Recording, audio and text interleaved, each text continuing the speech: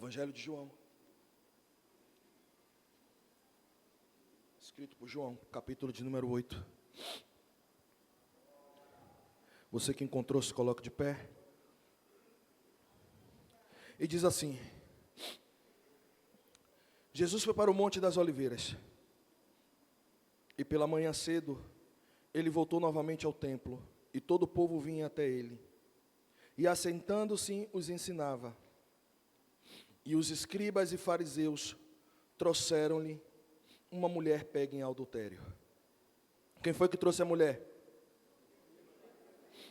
Ela estava fazendo o quê?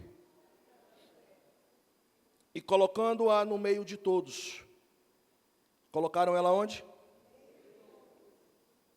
E disseram-lhe: Mestre, o que é que foi ensinado aqui pela manhã? O que é que foi falado aqui? Escriba e fariseu chamando Jesus de mestre. É verdade isso? É um amor puro? É um amor que nem é nem amor, né? É falsidade.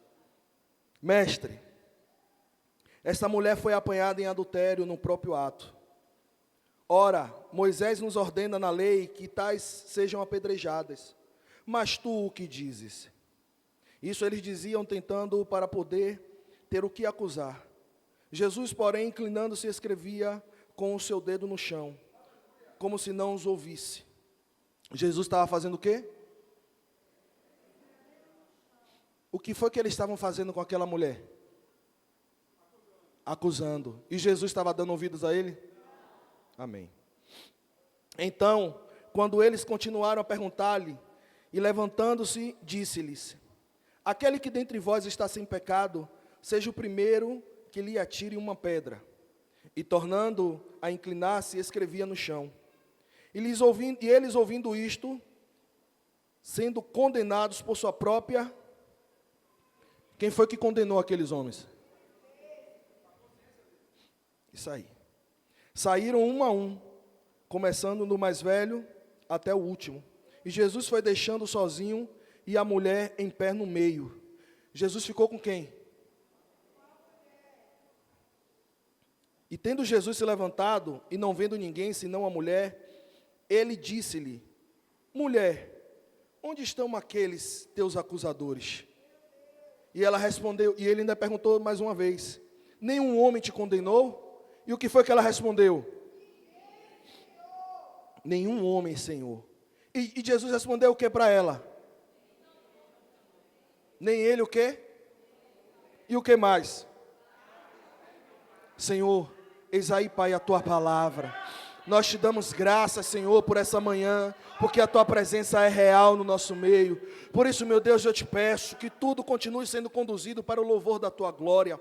Faz conforme o Senhor quer, meu Deus. Eu sou apenas um instrumento do Senhor aqui nessa manhã. Que a Tua glória e a Tua vontade apareça e que eu desapareça nesta hora, mas que eu seja um canal do Senhor, um porta-voz do Senhor nessa hora, o Senhor falando aos nossos corações, o Senhor nos direcionando, porque queremos Te ouvir, queremos ouvir, meu Deus, os Teus ensinos, ouvir a Tua voz, ser tocados pelo Senhor, e que a Tua vontade seja estabelecida em nosso meio, em nome de Jesus. Podem se assentar, meus irmãos.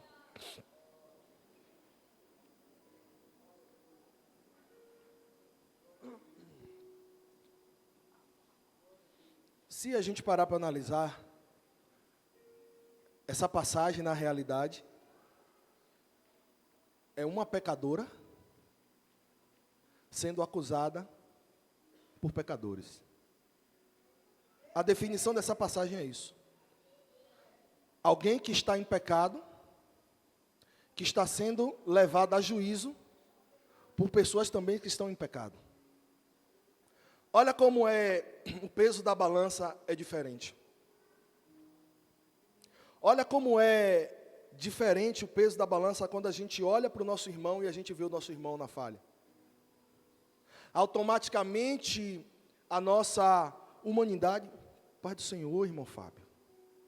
Bom te ver.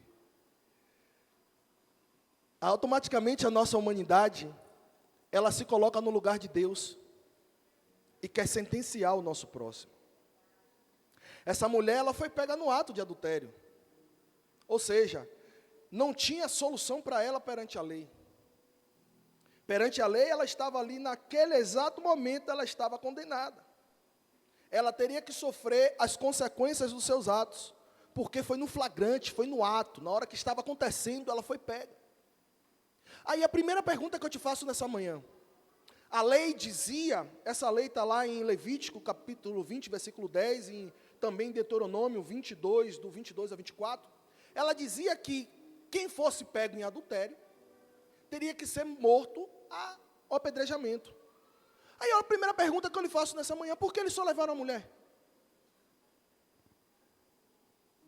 Porque a lei dizia que eram os dois. Por que aqueles homens só levaram aquela mulher? Cadê o cúmplice dela? Cadê essa outra pessoa que também estava cometendo do mesmo erro, estava cometendo do mesmo pecado que aquela mulher estava cometendo?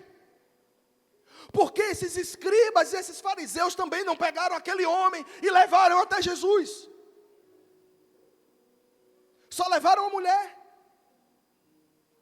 Só levaram alguém que, conjectura minha, que naquela hora eles tinham o fácil acesso, o controle mais rápido. Porque talvez aquele homem ofereceu algum tipo de resistência a eles. Ou talvez aquele homem poderia usar de algum artifício de persuasão contra aqueles escribas e fariseus, porque eu volto a dizer que eles também eram tão pecadores quanto aquela mulher e aquele homem que estavam no ato de adultério. Então, minha conjectura minha, talvez aquele homem sabia de alguma coisa que aqueles escribas e fariseus também faziam de errado e foi deixado de lado. E aquela mulher foi a única que foi levada até Jesus. E aquela mulher agora está totalmente envergonhada. Ela está agora totalmente humilhada diante da sociedade por um erro que ela cometeu. Ela está agora sem reação, porque para ela, aquele momento era o último momento da sua vida. Ela estava vivendo os últimos instantes da sua vida, de acordo com a lei. Só, queridos, eu conheço alguém que está aqui nessa manhã, que naquele dia, horas antes, estava no Monte das Oliveiras. Eu conheço alguém que está aqui nessa manhã, e que está queimando dentro de mim, que estava na madrugada orando, se relacionando, buscando intimidade com o Pai. Porque todos aqueles que passam a sua vida buscando intimidade e relacionamento com o Senhor, vão ter discernimento e sabedoria para resolver problemas que ninguém vai conseguir resolver. Talvez o único problema da sua vida é falta de relacionamento íntimo com Deus. E você está batendo cabeça para um lado, para o outro, dizendo não dá certo, é só problema, é só dificuldade, o marido só piora, o filho só piora, a vida financeira está um fracasso, eu não consigo ser feliz na minha vida sentimental, os negócios não dão certo. E o exemplo de Jesus é, cadê você no Monte das Oliveiras? Porque o Monte das Oliveiras é lugar de relacionamento, é lugar de se curvar diante do Senhor e buscar a Ele face a face, intimidade. Esqueça um pouco agora a ótica dessa mulher e olhe para a ótica de Jesus. Jesus estava nos ensinando assim, ó, eu preciso estar preparado para o dia seguinte. No meu dia de hoje, nesse domingo hoje, eu preciso estar totalmente ligado em intimidade, em relacionamento com o meu Deus, para que tudo que aconteça no dia de hoje, eu possa conseguir obter êxito e resolver, mas também eu preciso buscar um pouco mais. Eu preciso também me aprofundar um pouco mais na intimidade, na busca no secreto, para que as coisas que estão por nascer, com o novo alvorecer, com o novo raiar do dia, eu esteja preparado para resolver. Só que muitos de nós, pastor Sindal, estamos como aqueles que dormem. Ativo para as coisas que são do mundo, para as coisas que são carnais, mas dormindo para as coisas que são espirituais. Por isso que está escrito que o espírito está pronto e a carne é fraca. A carne não é fraca para as coisas que são da carne. Muito pelo contrário, ela consegue nos dominar muito fácil. Porque tudo aquilo que sacia a vontade da carne, ela é um leão voraz. ela assume o controle, ela domina tudo, e talvez aquela mulher foi tomada pela ação da carne dela e se deixou ser seduzida, ou foi a sedutora daquele ato e cometeu aquele ato de adultério. Mas o que eu quero lhe dizer com isso, se aquela mulher tivesse alimentado o seu espírito, o espírito vai estar sempre pronto, sempre preparado para nos elevar a lugares onde encontraremos soluções. O espírito vai estar sempre pronto, com uma resposta preparada para resolver todas as nossas solicitações. O espírito vai estar sempre pronto para nos fortalecer. O espírito vai estar sempre pronto para nos ajudar. E o que é que você escolhe nessa manhã? Alimentar o espírito ou alimentar a sua carne? Jesus vem descendo agora do Monte das Oliveiras. Ele agora está se dirigindo para dentro daquela cidade. E esses escribas e esses fariseus agora trazem essa mulher, e junto com eles vem uma multidão dizendo: é pecado, caiu, não está orando mais como antes, isso deve ser pecado. Não deu a paz do Senhor, olha a roupa que está vestindo, só está chorando no culto, está cheio de pecado, sentenciando quem está do lado, condenando quem está do seu lado, acusando, apontando. Uau! Eram os escribas e os fariseus. E quem eram os escribas? Quem eram os escribas? Aqueles que eram fortes na aplicação da lei, mas fracos no relacionamento no espírito. E hoje estamos vivendo um tempo de muitos escribas dentro da igreja. Muitos escribas sentados nos bancos, julgando quem está pregando, apontando quem está louvando, apontando o irmão que está do lado, apontando o irmão que está na portaria, apontando as coisas que estão sendo conduzidas na igreja, dizendo: eu faço melhor, eu faço de um jeito, eu faço assim, cheio de conhecimento da lei, mas eu sou um crente velho, mas eu tenho experiência, mais isso, mais aquilo outro, rejeitando o ensino que está sendo direcionado aqui pelos líderes. Mas na verdade eles estão escondendo, eles se escondem atrás da aplicação da lei, para não revelar que eles são fracos espiritualmente. Que na hora que um demônio se manifesta, sai fora. Na hora que o problema bate na porta de fato, não tem oração.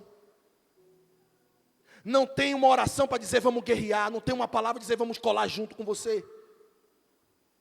Escriba é aquele que é fraco de relacionamento. E o fariseu, pastor, quem é o fariseu? É aquele assim, faço o que eu digo, mas não faço o que eu faço. Aqui na BVC não tem não. Amém? E são aqueles que dizem, faz o que eu digo, mas não faço o que eu faço. Por isso que eles pegam agora aquela mulher e levam até Jesus. Só que a vontade natural nunca seria levar aquela mulher até Jesus. Porque se Jesus não estivesse ali, aquela mulher ia morrer. Só que eles não estavam nem preocupados com o problema daquela mulher. Muitos de nós não estamos nem aí para o problema que o nosso irmão está passando. A gente só está preocupado em querer sentenciar alguém. Muitos de nós não estão dando a mínima para a dificuldade que o nosso irmão está passando. Às vezes você sabe o problema que o seu irmão está vivendo, a pessoa que está do seu lado está passando. E você não está nem aí, eu não estou nem aí, não dá a mínima. Por quê? Porque eu só estou preocupado comigo. Eles só estavam preocupados com eles. Aí Jesus faz o quê? Em silêncio. E eles vão e levam aquela mulher para Jesus. E eles estão dizendo, a lei mata. A lei está dizendo que é para matar. O que é que você vai fazer, Jesus? Porque nós estamos aqui baseados na palavra. Estamos aqui baseados no estatuto. A lei de Moisés, a lei judaica está aqui dizendo, apedreja porque tem que morrer. Aí a primeira coisa que Jesus quando vê, conjectura minha agora, Jesus é assim. Cadê o homem que estava adulterando com ela? O raciocínio de Jesus é, a lei tinha que sentenciar os dois. Então, primeiro ponto, se está faltando outra parte, essa mulher não pode ser apedrejada. Só que Jesus não vai dizer nada para eles. Jesus está aqui, ó, porque eles foram para o autor da lei. Os escribas e os fariseus foram para aquele que estava com Moisés no monte, escrevendo a lei nas tábuas de pedra.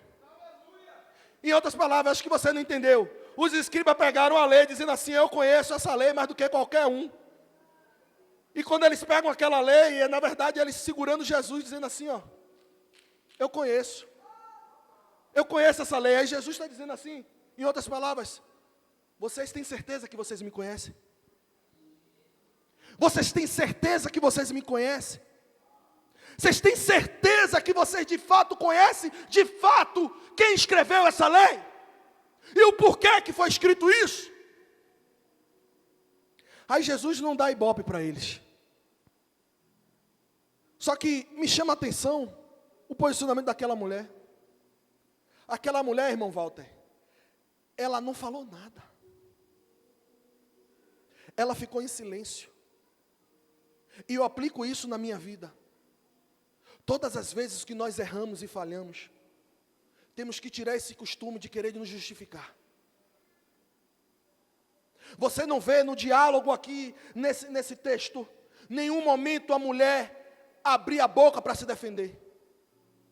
Em nenhum momento ela usou de justificativa nenhuma. Ela poderia dizer: mas cadê o homem que estava comigo? Ah, mas não é bem assim. Ela simplesmente ficou em silêncio. Sabe por que ela ficou em silêncio?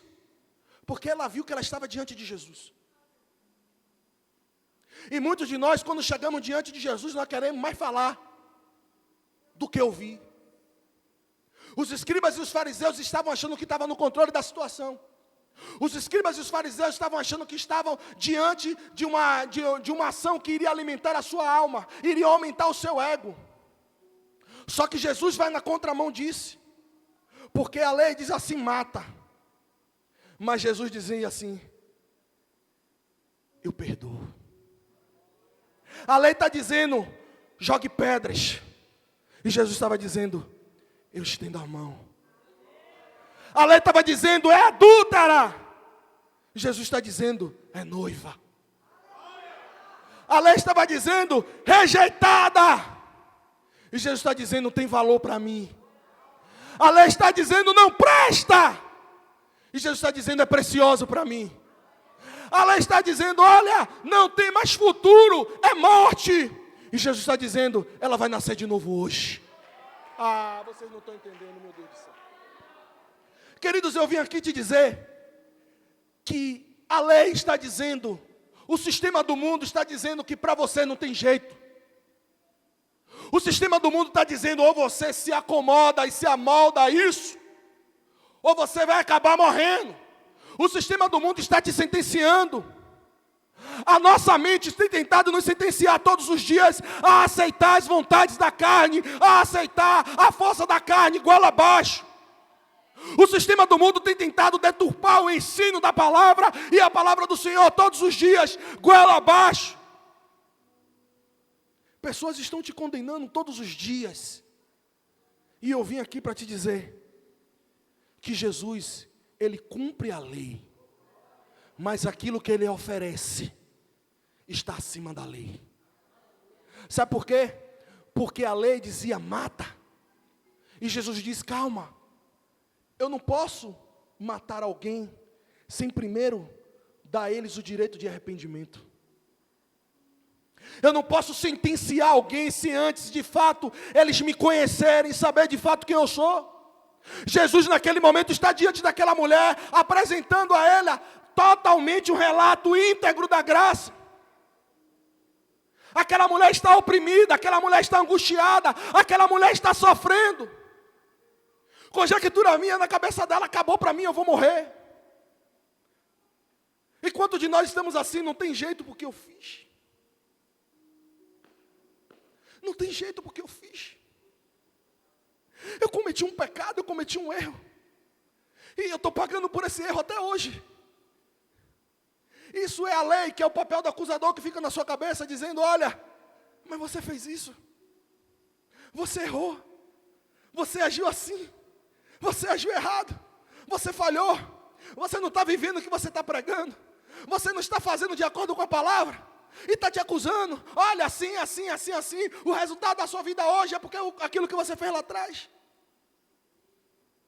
E Jesus está dizendo assim, ó: deixa eu te defender.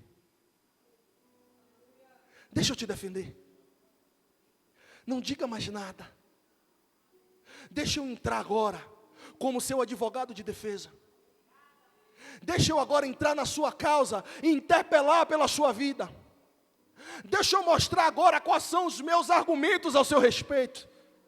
Deixa eu agora mostrar aquilo que eu penso ao seu respeito. Deixa eu agora dizer para essas pessoas que estão te acusando aquilo de fato que eu penso de você, aquilo de fato que você é.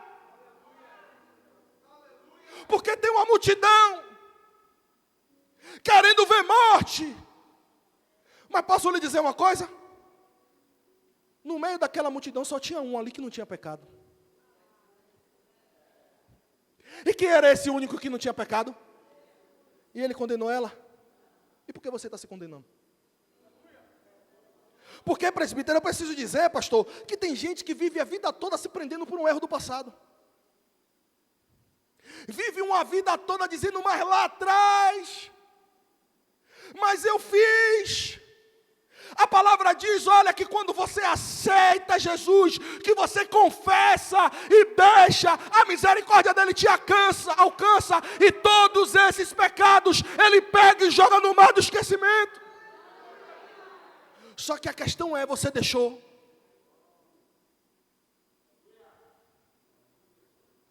Quando Jesus diz, olha, aquele que não tem pecado, atire a primeira pedra.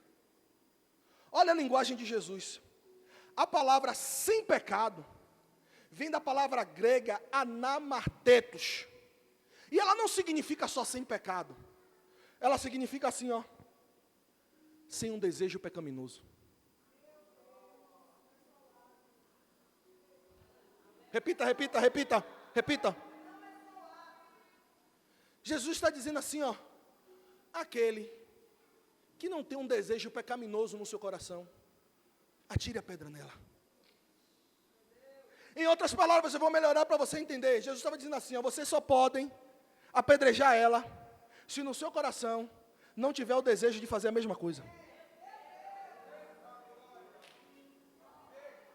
Olha o nível que Jesus chega agora diante daquele povo. Olha o nível da defesa de Jesus por você. Olha o nível da defesa de Jesus por sua vida. Jesus está dizendo, se você não tem sequer um desejo de fazer a mesma coisa no seu coração, atire a primeira pedra. Porque a graça é isso. A lei dizia, adulterou, mata. A graça diz, se desejou no coração, cometeu o mesmo pecado. Ah, mas a graça é severa. A lei é severa, a graça é muito mais. A graça é muito mais. Porque a lei só sentenciava se acontecesse. E a graça está dizendo, Jesus dizendo assim, eu estou vendo o que está passando no seu coração. Eu estou vendo o que está dentro do seu coração. E quando é que você vai revelar aquilo que está no seu coração para mim? Domingo de manhã, pastor, que palavra é essa? É o que Deus me confiou. Sabe por quê? Porque se a gente não largar esses desejos do coração, essas raposinhas, que a gente fica cultivando, é ou não é verdade? É ou não é verdade? O pensamento vem e a gente fica ali calado. O pensamento das lembranças, chega esse período. Rapaz, o forró, o licor, eu fazia isso, eu acontecia. Está dando uma brecha, um portalzinho assim, ó, para a carne. Aí a carne vai dizendo, está me alimentando. Está me alimentando. Aí agora eu vou bombardear a mente dela agora. Eu vou bombardear a mente dele agora de desejos, de pensamentos e de lembranças. Aí você está achando que está tudo normal. Eu não fiz nada. Mas o pensamento já pecou. o pensamento já apontou para você, dizendo, ó, falhou. E eu vim te despertar nessa manhã.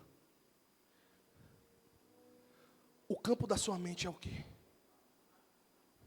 Porque aquilo que eu e você cultivamos vai revelar, num determinado momento que foi dito aqui, uma hora você vai colocar para fora aquilo que você está cultivando dentro. Vou te dar um exemplo em cima daquela mulher. Aquela mulher, ela não chegou e adulterou naquele dia. Pela lei, ela adulterou quando ela consumou, mas pela graça, ela já estava pensando, ó, há muito tempo, com o primeiro pensamento que ela deixou entrar na mente dela, a primeira abertura que ela deixou entrar na mente dela, isso foi plantando, até chegar o dia que ela consumou. E aqueles homens estavam ali se achando. E sabe o que é que eu acho mais lindo de Jesus? O que Jesus faz por nós? Jesus poderia dizer assim, ó, ao invés de ele dizer, aquele que não tem pecado, tira a primeira pedra. Ele ia dizer assim, ó, você também é adúltero, você é ladrão, você é mentiroso, você é enganador, você é isso, você é isso, você é isso, você é isso. Só que Jesus não é acusador. A palavra de Jesus, a palavra que Deus libera, que Jesus libera naquele ambiente é dizendo, se você não tem pecado, Ele está dizendo, analise o homem a si mesmo. Você agora não está querendo julgar e sentenciar alguém? Então eu vou fazer você ter uma análise da sua própria vida. Analise-se o homem a si mesmo. E veja se dentro de você, você tem condição de acusar alguém. Engraçado que Jesus fala, e Ele não espera a resposta de ninguém. Ele desce e continua escrevendo no chão. E aqueles homens ali agora que estão com pedras nas mãos, eles começam agora, a própria palavra diz, a própria consciência, é o cair em si, reconhecer a sua fragilidade humana, reconhecer as suas limitações como homem carnal, e que está andando longe dos caminhos da vontade do Senhor. Ele cai em si, e ele diz, rapaz, eu pensei isso ontem, não posso apedrejá-la. Não, eu cometi o mesmo pecado que ela. Eu estou no mesmo erro. Eu fiz assim, eu fiz assim. A palavra diz que do mais velho, ou seja, do mais experimentado, daquele que passou mais tempo conhecendo a Torá, daquele que tinha mais habilidade e domínio na aplicação da lei, começou a olhar para si e dizer, não posso. Porque a palavra de Jesus entrou.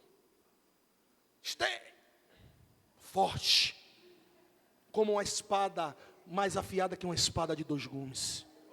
E naquele momento ela dividiu juntas e medulas. E aqueles homens agora começaram a fazer o quê? Mas deixa eu lhe fazer uma pergunta, gente.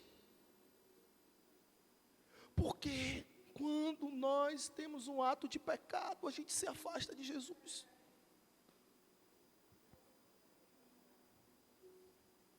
Porque quando nós falhamos, você diz, eu não vou para o culto. Você diz, eu não vou orar, eu não quero ver os irmãos da igreja, eu não quero estar na igreja. Porque quando você falha, você erra. Você se afasta de Jesus. Por quê? Se Jesus não é acusador, se a palavra de Deus não é acusadora, é palavra de redenção, de reconciliação, de regeneração e de vida. Porque no momento que nós fraquejamos, somos tendenciosos a sair da presença de Deus. Queridos, mais duro do que essa mulher viveu foi o que aqueles homens escolheram viver. Sabe por quê? Porque aquela mulher encontrou perdão. Aquela mulher foi liberta. Aquela mulher recebeu de Deus um amor que ela tanto precisava e tanto procurava. Mas aqueles homens preferiram sair da presença de Jesus para continuar cultivando os seus pecados. Preferiram sair da presença de Jesus para não receber o perdão. Preferiram sair diante de Jesus para voltar para suas vidas e ficarem vivendo com acusação na mente o tempo inteiro. Até quando você vai ficar vivendo sendo acusada pelo inimigo? Até quando o inimigo vai ficar tomando posse das suas bênçãos? O inimigo vai ficar roubando aquilo que é seu? Porque alguém viu escrito aqui que Jesus mandou alguém embora? Jesus não mandou ninguém embora. Jesus não acusou ninguém. Jesus só deu uma palavra de reflexão. E se ele estava ali, ele estava disposto para curar, para regenerar, para restaurar todos eles. Jesus queria agora mostrar para aqueles homens o mesmo que ele revelou para aquela mulher, mas aqueles homens rejeitaram a oportunidade. E talvez Deus está te dando uma oportunidade hoje, uma oportunidade ímpar, única.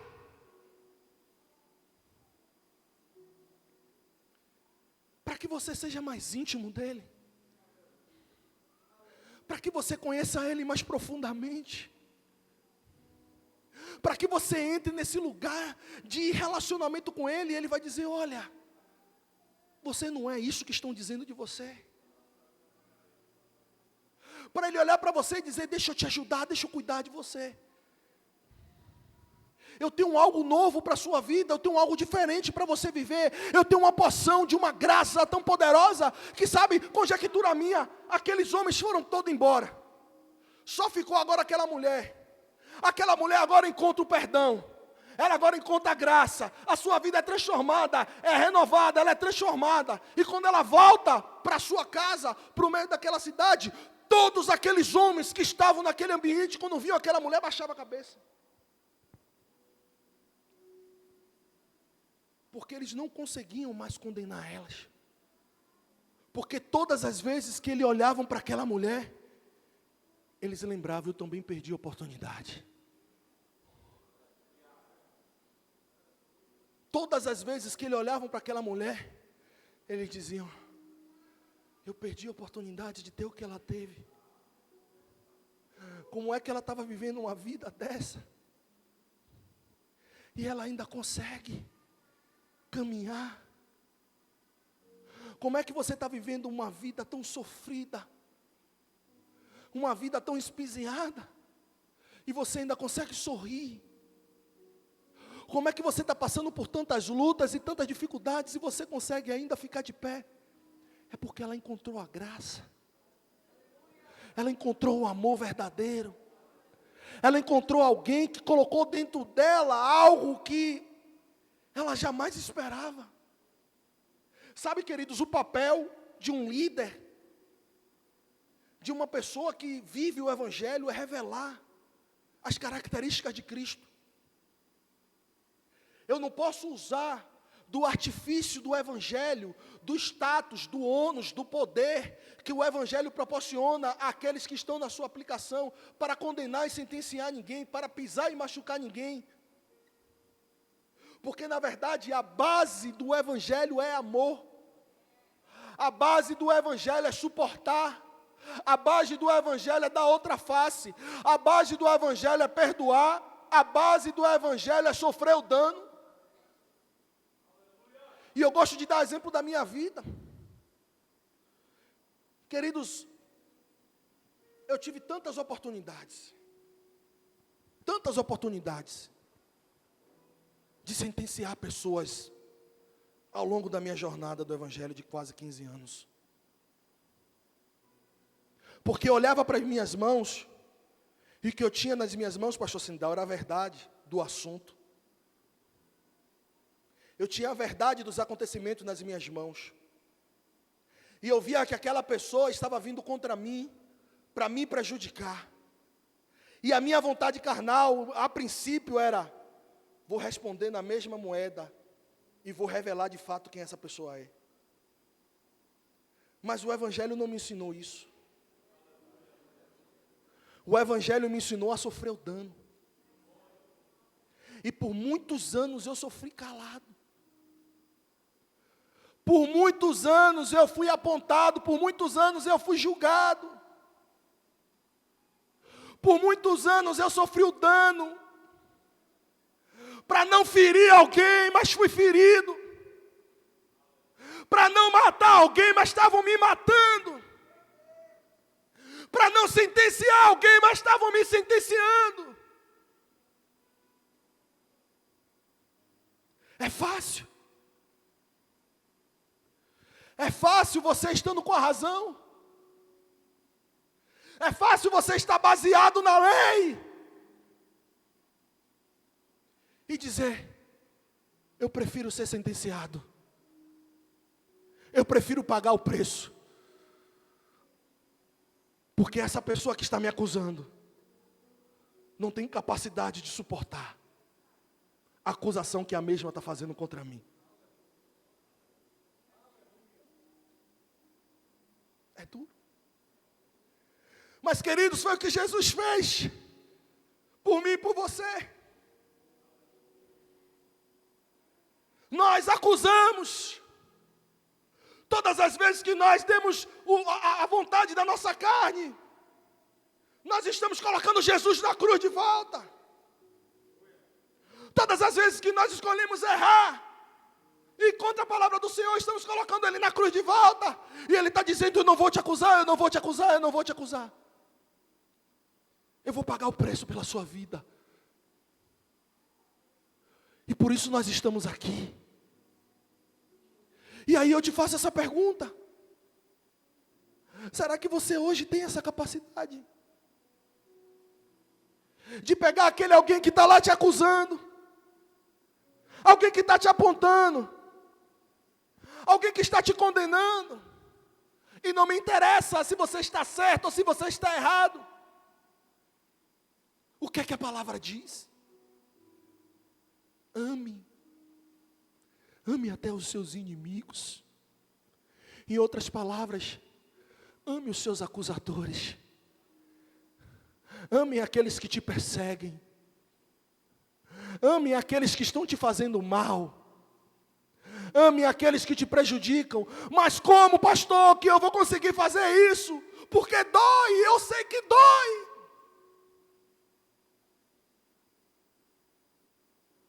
Mas a palavra diz que o amor tudo suporta. Não. A palavra diz que o amor é o amor, não é sentimento. O sentimento vai fazer uma hora você perder as estribeiras. Porque você está querendo se convencer de algo que você não pratica. Porque o amor é definição, é decisão. Eu escolhi amar e ponto final. E se a palavra diz que o amor tudo suporta, o amor tudo espera. Se você praticar o amor, você vai suportar. Se eu praticar o amor, eu vou suportar. Isso tem a ver com fruto, querido. Com fruto do Espírito. Isso tem a ver com aquilo que você cultiva. Gálatas, bota aí para a gente falar um pouquinho disso. Gálatas 5. O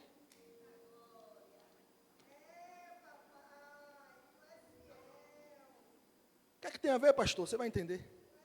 5, do 16 ao 25. Gálatas 5, do 16 ao 25. Vai falar primeiro das obras da carne.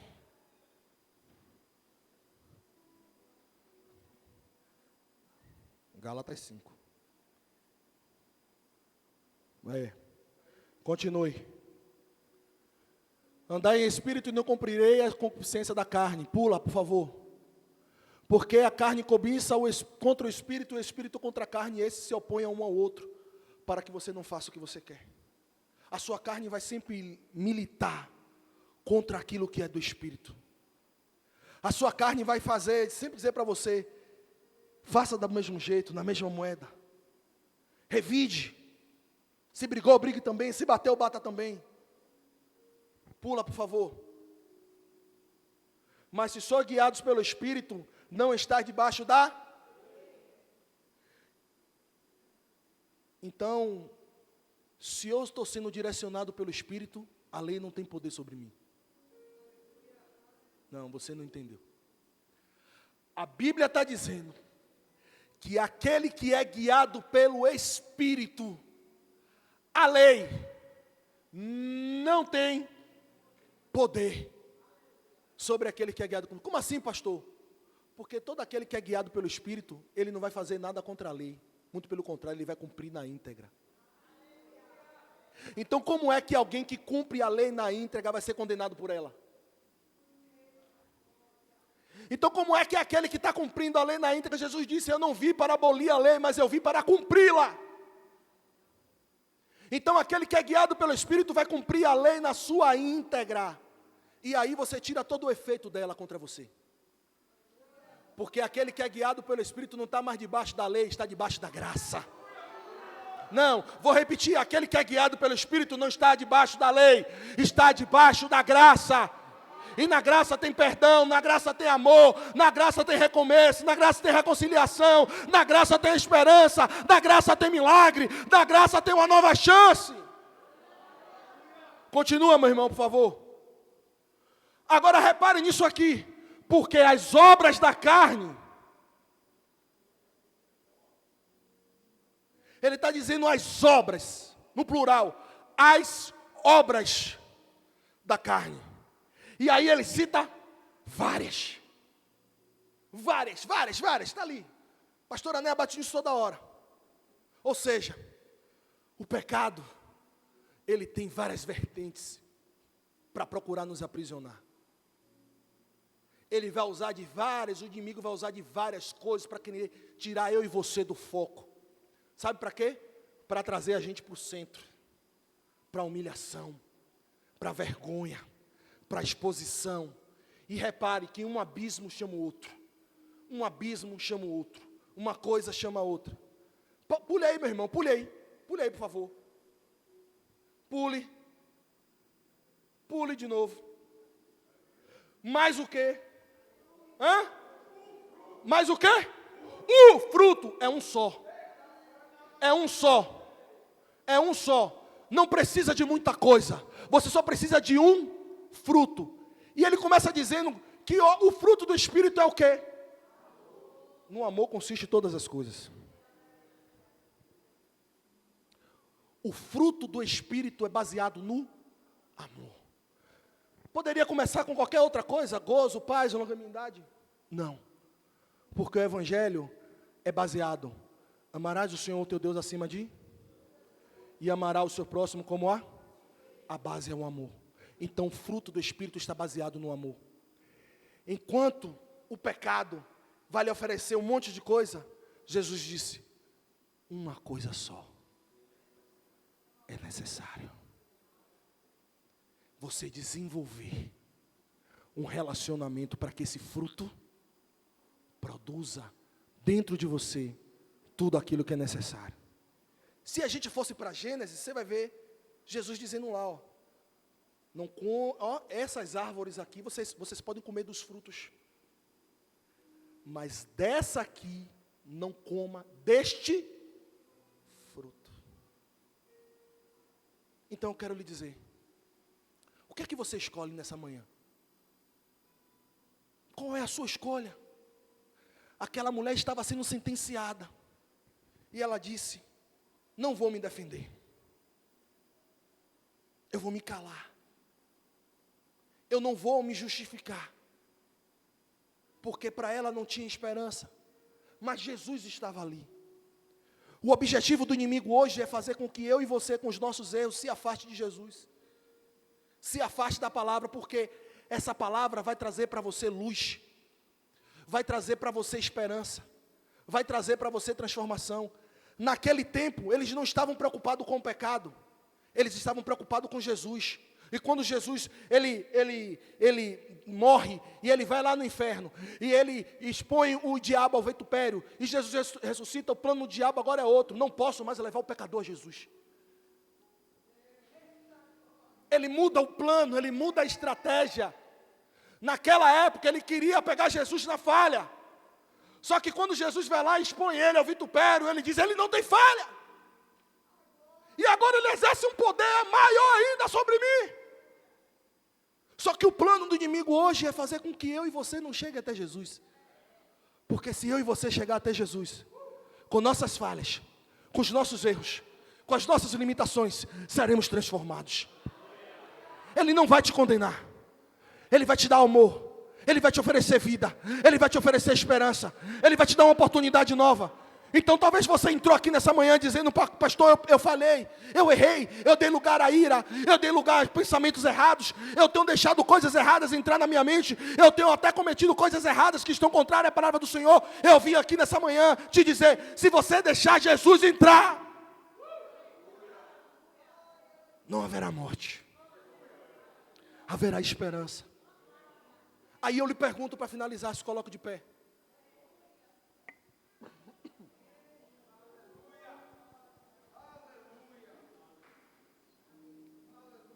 Pastora Anéa, certa vez, ela pregando sobre o fruto do Espírito, ela diz assim, as obras da carne é o que você faz.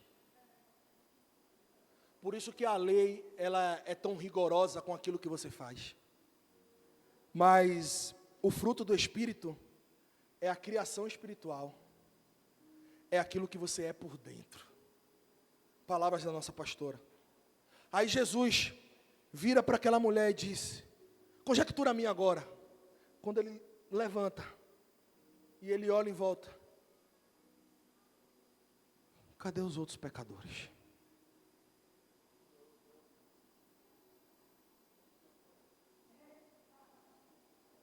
Porque não tinha só ela. Ele disse, cadê os outros pecadores? Cadê aqueles que falharam também? Cadê aqueles que não estão conseguindo orar? Cadê aqueles que não estão conseguindo ler a palavra? Cadê aqueles que estão com sono no meio do culto? Cadê aqueles que estão pedindo para o culto acabar para ir logo para casa? Cadê aqueles que estão vindo aqui só bater ponto? Cadê aqueles que estão agindo como religiosos? Cadê? Porque, queridos, quem estava acusando aquelas mulheres foram aqueles homens. E quando aqueles homens foram embora, ela também poderia ir embora. Aí eu te pergunto, por que ela escolheu ficar?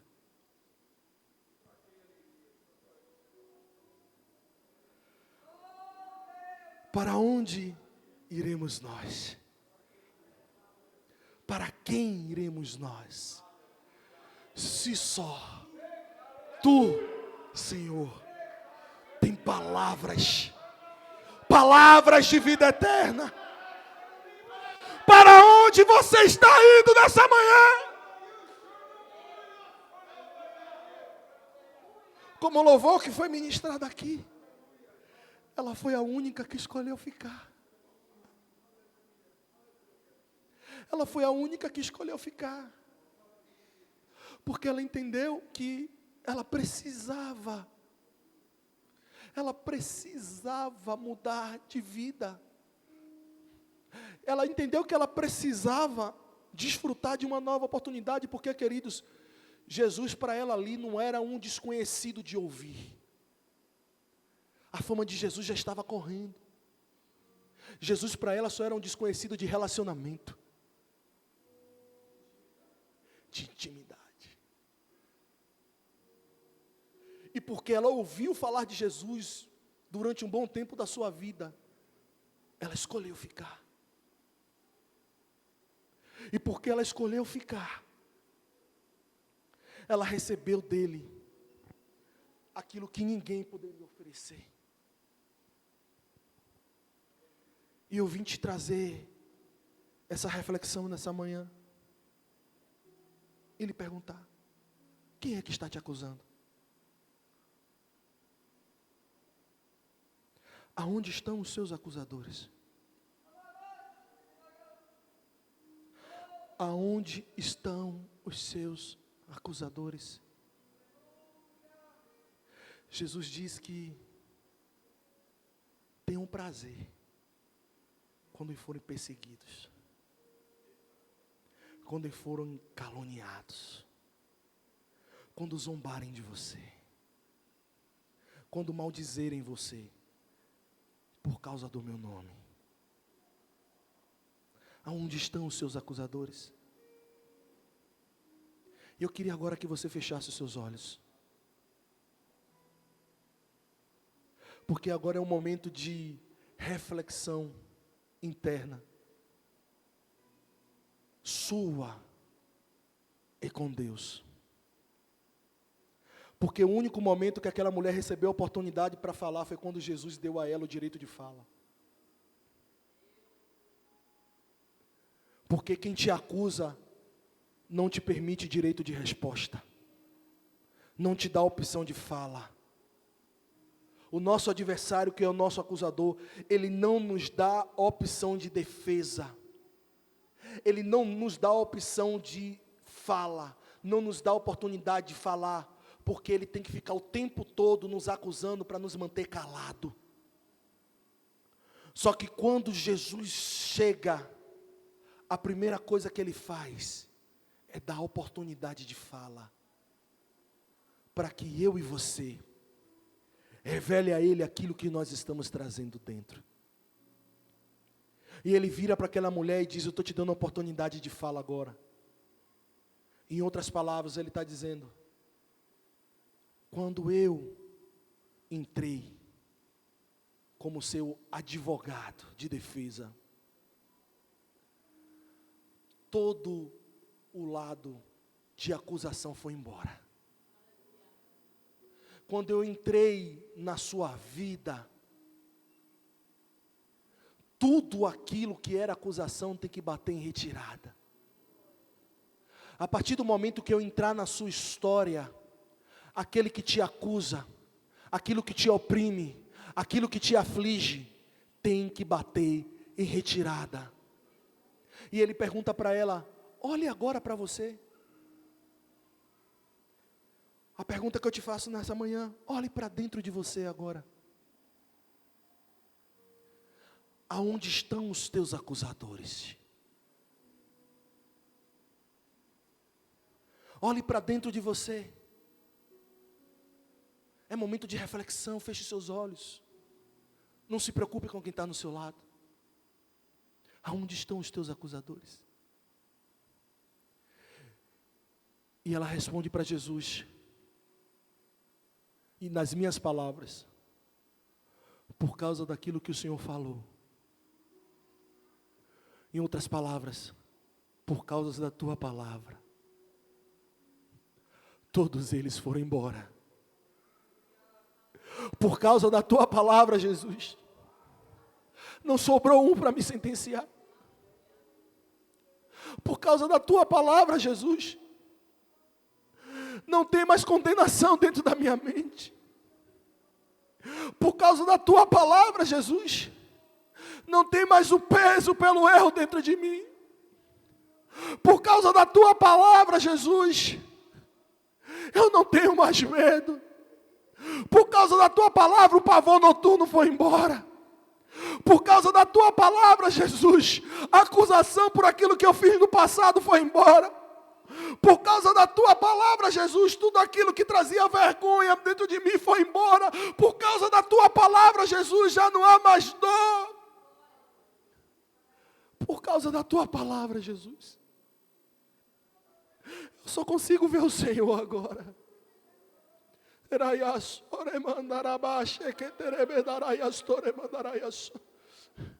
Como eu queria que vocês entendessem aquilo que eu estou falando com vocês. Aquela mulher estava dizendo: eu não consigo mais ver.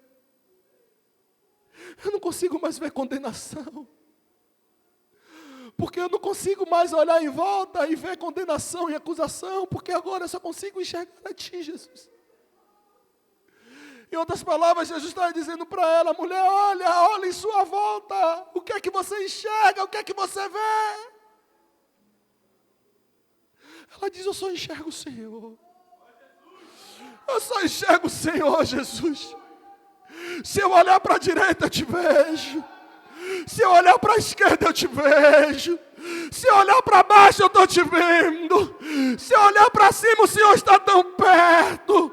Eu não consigo olhar mais para nenhum outro lugar, Jesus, e não te enxergar.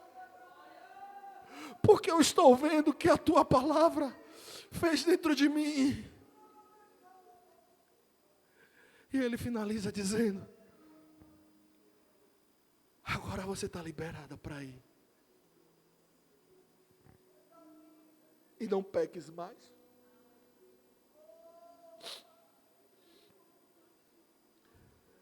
Ele está dizendo agora que você só me enxerga,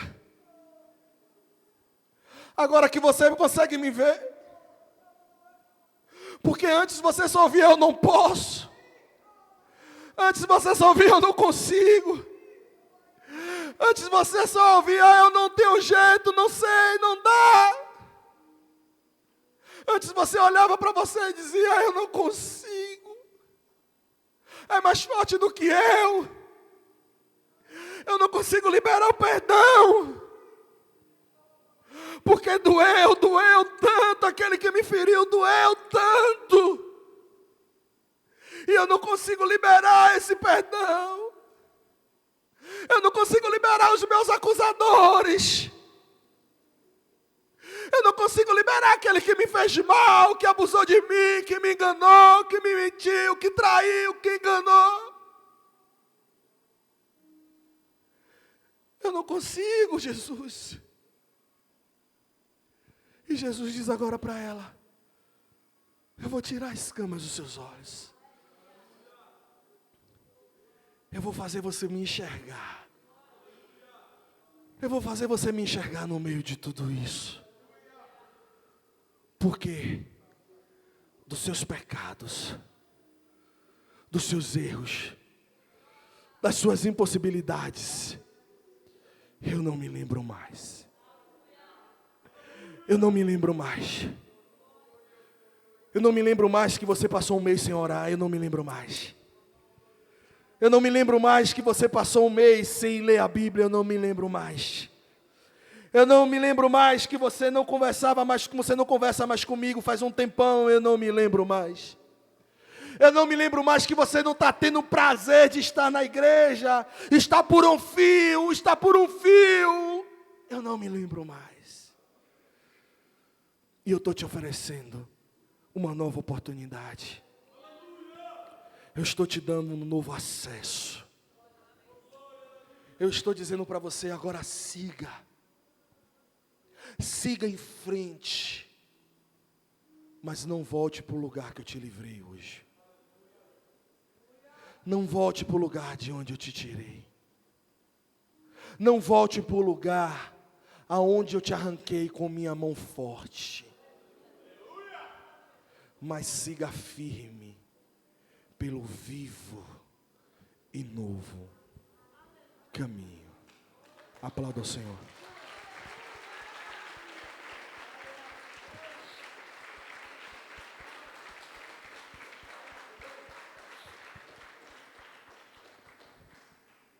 Jesus, Ele sempre usou, sempre usa e sempre usará a autoridade dEle para restaurar, não para condenar. Então, como o pastor Ané ensina, o erro, a falha, o pecado é um deslize na vida do crente. Não pode ser algo rotineiro. Só que agora, você encontrou perdão e não vai voltar para as mesmas coisas. O nosso campo de batalha está aqui. A palavra diz que a nossa luta é contra principados e potestades. E essas batalhas acontecem na mente. Então, se você e eu alimentar o nosso espírito, essas batalhas serão vencidas. E nós viveremos o novo de Deus. Amém?